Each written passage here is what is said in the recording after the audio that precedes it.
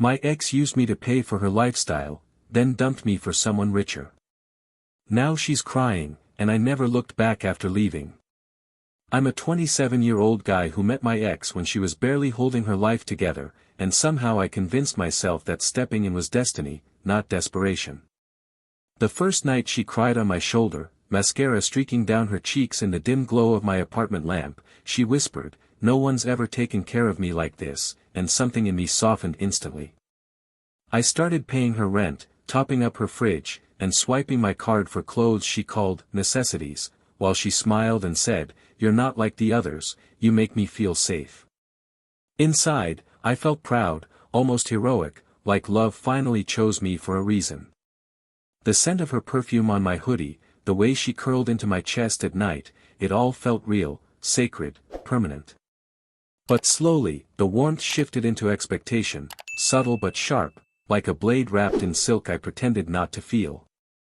"Babe, the electric bill is overdue again," she'd say, not asking, just informing, her eyes already looking past me. When I hesitated, she'd sigh and murmur, "I thought you cared about my peace," and guilt would knot in my ribs until I gave in. My bank notifications started buzzing more often than my friends, and I laughed it off, telling myself this was what commitment looked like.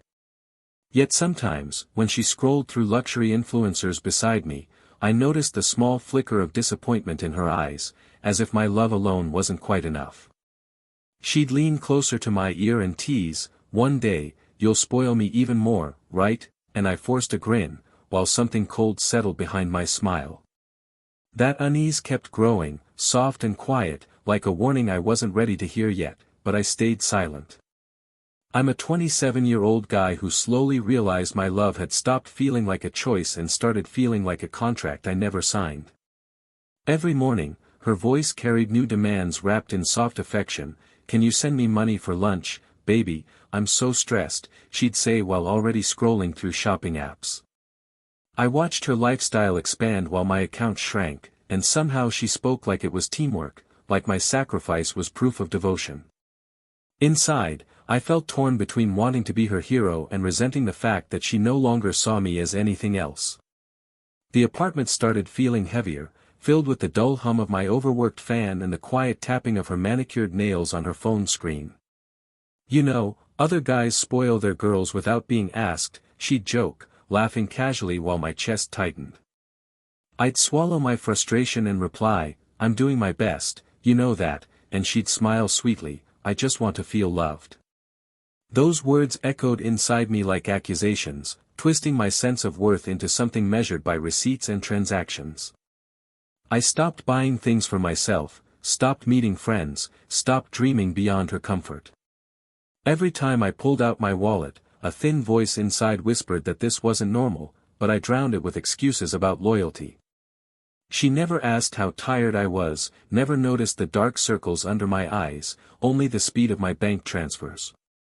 One night, as rain traced lines down the window, she said, "You should consider taking a job if you want to keep up," and laughed like it was harmless.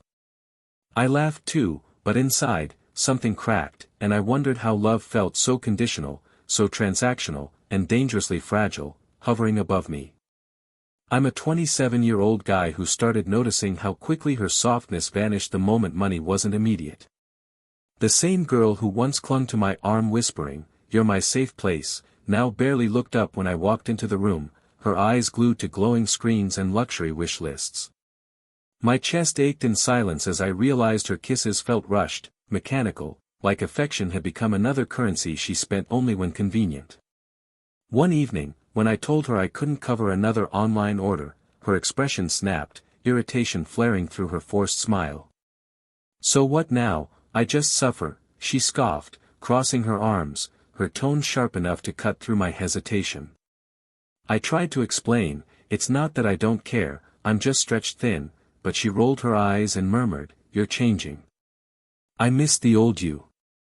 Those words lodged deep, twisting shame into my ribs, making me question if love meant never saying no.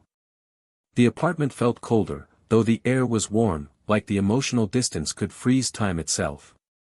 I'd lie awake listening to her soft typing and muted laughter on late-night calls she claimed were just friends, while my thoughts spiraled in quiet dread. When I asked who she was talking to, she snapped back, "Why are you so insecure lately?" And I swallowed the sting again, apologizing for my own discomfort.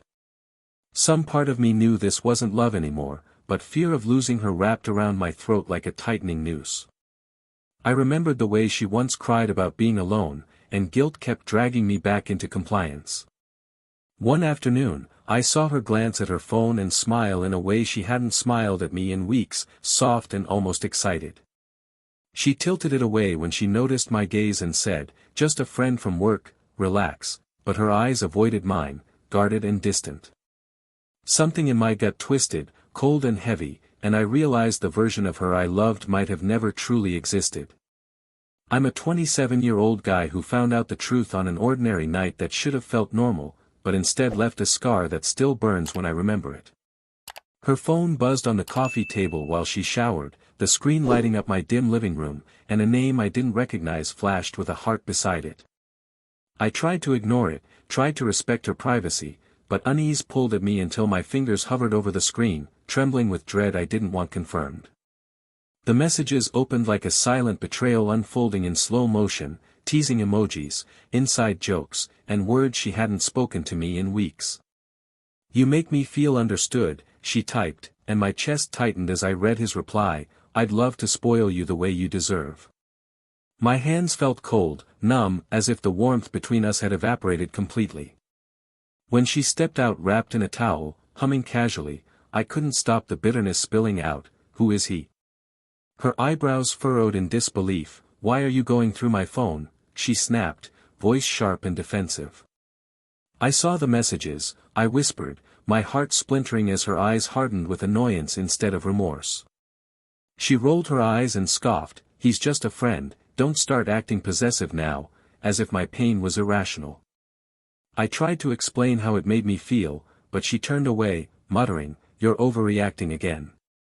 The room filled with tense silence, broken only by the hum of the air conditioner and the echo of my shaken breathing. That night, she lay beside me scrolling, laughing softly at whispers that were never meant for me, while I stared at the ceiling, suffocating under questions that refused to quiet down. The more distant she felt, the more desperate I became to hold on to the version of us that already felt gone. And when her phone buzzed again and she smiled without hiding it this time, something inside me snapped in silent realization. I'm a 27-year-old guy who never expected the moment she ended everything would feel so cold, so calculated, and so final.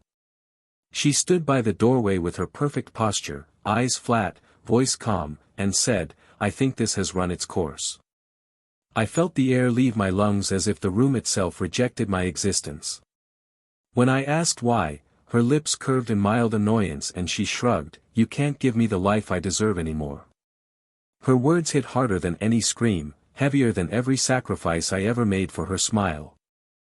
I stared at the familiar walls, the candles we once lit together, and felt everything we built dissolve in seconds. She didn't cry. She didn't hesitate. She simply picked up her designer bag and added, "I've met someone who matches my standards." My heart pounded as shame burned through my chest, my voice barely steady as I whispered, "So I was just temporary." She exhaled slowly and replied, "You were useful for where I was, but I've outgrown this." Her honesty felt brutal, surgical, as if she cut me loose without empathy or pause. I watched her walk out, heels echoing down the hallway, carrying away every illusion I still clung to. And as the door clicked shut behind her, the silence felt louder than any apology she never gave. I stood there frozen, staring at the spot she last occupied, knowing something inside me had shattered forever, yet somehow sensing this wasn't the end of her story in my life. A few seconds later, my phone vibrated on the floor beside me, her name flashing like a cruel echo of everything we were. I didn't answer, just watched it buzz, once, twice, until it stopped, and a suffocating realization crept in that I had lost her, and worse, I had never truly had her to begin with. I'm a 27-year-old guy who thought losing her would eventually dull the ache, but instead the pain sharpened every time I opened my phone. Her photos started flooding social media almost immediately, bright filtered smiles, champagne glasses, hotel balconies overlooking city lights, all with the man she said could match her standards. My chest tightened as I watched her live the fantasy life she once claimed I was too small to provide, her arm casually wrapped around his, her captions dripping with fake gratitude and newfound happiness.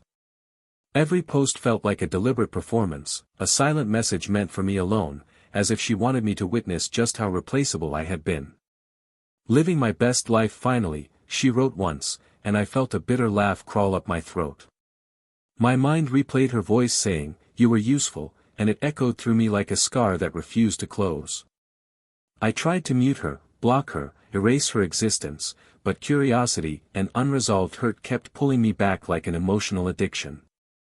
At night, the emptiness pressed against my ribs while the glow of my phone painted shadows across my walls. I imagined her laughing in expensive restaurants, wearing dresses I helped buy, flirting with a man who didn't know the cost of her affection. "You'd love this place," she texted once out of nowhere, followed by a photo of a luxury car interior, and I could almost hear the quiet mockery in her silence afterward.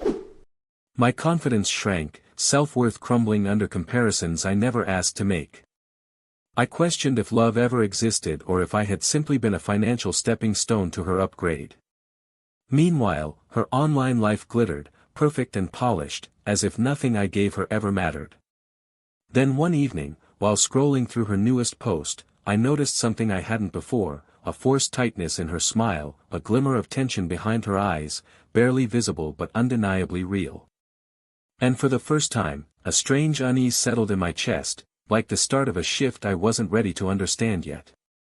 I'm a 27-year-old guy who reached a point where even breathing felt like work, like every inhale dragged the weight of her betrayal deeper into my ribs.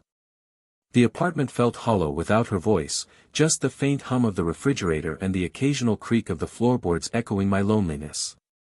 I'd sit on the edge of my bed staring into the dark, replaying every moment I ignored, every warning I brushed aside, every dollar I spent hoping it would buy love that was never real. My thoughts circled endlessly, whispering that I wasn't enough, that I was only valuable when I could provide. I stopped answering calls, stopped replying to texts, stopped pretending I was okay for anyone's sake.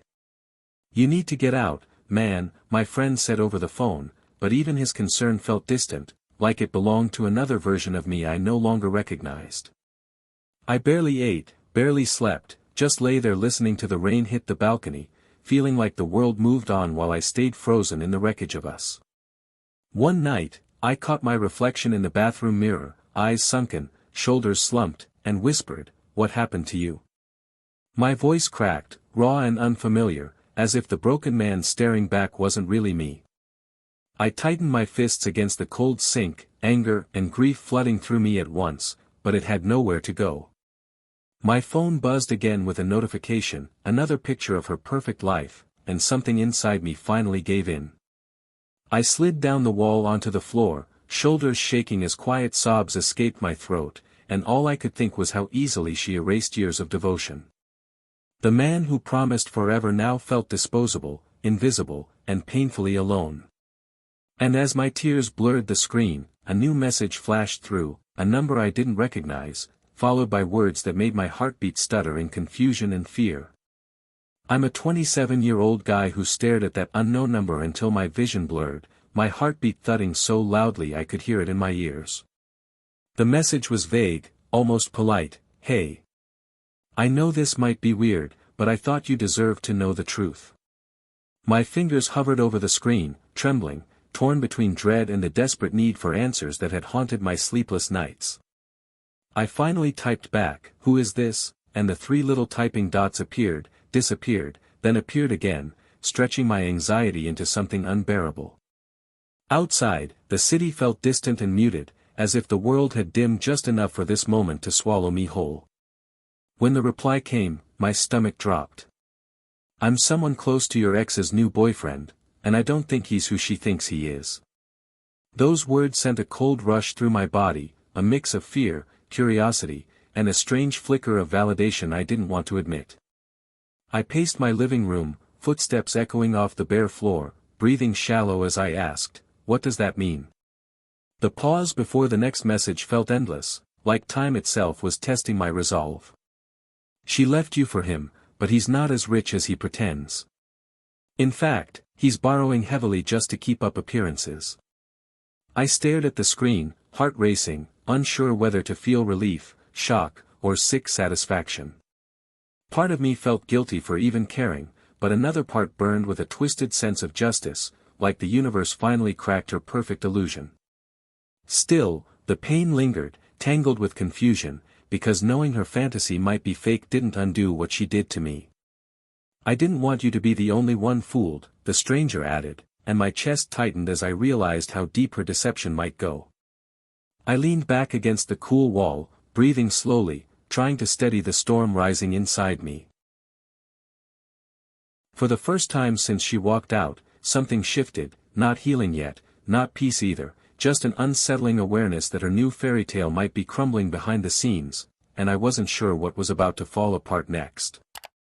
I'm a 27-year-old guy who never thought I'd be sitting in my silent apartment, learning about my ex's new life from a stranger like it was some twisted drama unfolding without my consent. The messages kept coming, each one colder and heavier than the last. He's drowning in debt, the stranger typed, maxed out cards, unpaid loans, fake flexes, all of it. My hands felt numb as I stared at the screen, the words blurring for a second before sinking in deeper than I wanted to admit. I remembered her smug smile, the luxury photos, the way she looked at me like I was beneath her, and something bitter twisted inside my chest. So she left me for another illusion, I whispered to the empty room, my voice hollow against the quiet hum of the ceiling fan. I should have felt victorious, but instead there was confusion, like my heart didn't know whether to grieve or laugh. The stranger sent another message. She doesn't know yet. He's hiding it from her, but it's unraveling fast. My breathing turned shallow as I imagined her glamorous world collapsing piece by piece, and a strange tension wrapped itself around my ribs. Part of me wanted to warn her, to save her from another heartbreak, but a louder voice reminded me how easily she had discarded me. A faint memory of her saying, "You were useful," flashed through my mind, and I clenched my jaw until it ached. Outside, a car horn echoed down the street, breaking the heavy silence, but inside, my thoughts raced uncontrollably. "Why are you telling me this?" I finally asked the stranger, my fingers shaking slightly as I hit send. The reply came slower this time, deliberate, waited. "Because she's already starting to notice," they wrote. "And when she does, she might remember exactly who she used to survive." My phone vibrated softly in my hand as that sentence lingered on the screen, and a chill crept up my spine. I knew, deep down, that the moment her fantasy shattered, my name would be the first one she tried to resurrect, and I wasn't sure how strong I'd be when that call finally came. I'm a 27-year-old guy who woke up to my phone vibrating against the nightstand, a sound that used to mean everything and now threatened the fragile silence I'd built around my pain. Her name flashed across the screen like a ghost I never asked to haunt me, and for a long second, I couldn't even bring myself to touch it. My chest tightened, pulse hammering as if my heart remembered her before my mind had a chance to disagree. I let it ring out, but another notification followed, a text this time. "Hey. I know it's been a while. Can we talk?" Those simple words dragged every buried memory back to the surface, her laugh, her scent, her soft promises that once felt sacred. I stared at the message, jaw clenched, whispering to myself, "Don't answer. Don't let her in again." But the ache of unresolved pain pushed against my resolve. Another message appeared. "I'm sorry for how things ended. I didn't handle it right." My stomach dropped, a mix of anger and disbelief swirling in my throat. She hadn't apologized when she destroyed me, when she walked out without a tear, when she called me useful. Now suddenly she was sorry. My fingers hovered over the keyboard as memories of her cruelty battled against the desperate part of me that still understood her voice too well. Outside, the sky was a dull gray, casting a lonely light across the room as I finally typed, "What do you want?" The typing bubbles appeared instantly, as if she'd been waiting for that opening. "I just need someone who actually knows me," she wrote. "Things aren't what they seem anymore." A slow, bitter laugh escaped my lips as my heart twisted with something dangerously close to hope and hatred combined. I imagined her noticing the cracks in her perfect illusion, the weight of her choices finally settling in. And still, some part of me flinched at how easily she slipped back into vulnerability, back into the role that once owned my soul. As my phone buzzed again with her next message, I realized this wasn't just a conversation, it was a test of everything she'd taken from me, and I wasn't sure which side of myself was about to answer. I'm a 27-year-old guy who finally agreed to meet her, not because I missed her, but because I needed to look my past in the eyes and understand what it had done to me. We chose a small cafe we once loved, the air thick with the aroma of coffee and baked sugar, a place that now felt like a museum of broken memories. When she walked in, her confidence looked thinner, her posture slightly hunched, and for a moment I almost didn't recognize the woman who once ruled my entire world. She sat across from me, fingers nervously wrapped around her cup, and whispered, "You look different." I scoffed lightly and replied, "So do you." Her eyes filled with something between regret and panic as she said, "I made a mistake. I shouldn't have left the way I did." My jaw tightened as the words I'd buried for months rose like fire in my throat. "You didn't just leave," I said quietly, "you used me, drained me, and threw me away when I no longer served your fantasy." She flinched, shaking her head, "It wasn't like that. I just wanted security." I leaned forward, voice low, controlled, and what was I? Temporary funding? The cafe's soft chatter faded into background noise as her silence screamed louder than any apology. "I didn't mean to hurt you," she murmured, tears pooling in her eyes, but I felt no satisfaction, only a strange clarity wrapping around my chest. Every memory of her demands, her manipulation, her cold detachment replayed like scars etched into my skin. I realized she wasn't here to mend what she broke, she was here because her safety net collapsed and she remembered who once caught her. As she reached across the table, voice trembling, "Please. I need you," my pulse slowed, and a dangerous calm settled over me. I looked at her hand hovering inches from mine, knowing everything hinged on what I chose to do next. I'm a 27-year-old guy who looked at her trembling hand and felt something I never expected, not love, not hatred, but an aching clarity that said this chapter had already ended. The cafe lights cast a soft glow over her tear-streaked face, and once, that sight would have shattered me, pulled me back into the role of her rescuer without hesitation. Instead, I slowly shifted my hand away, watching disbelief flicker in her eyes as realization settled into her breathing. "Please," she whispered, voice cracking, "I don't have anyone else."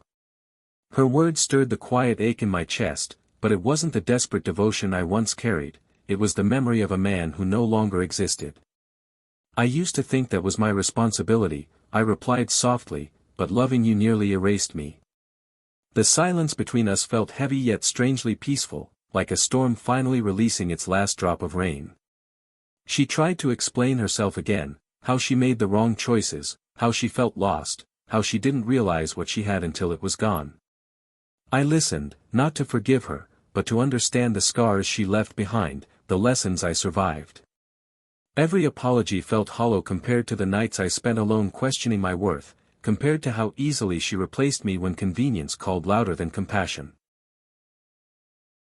I stood slowly, chair scraping against the floor, and looked down at her one last time.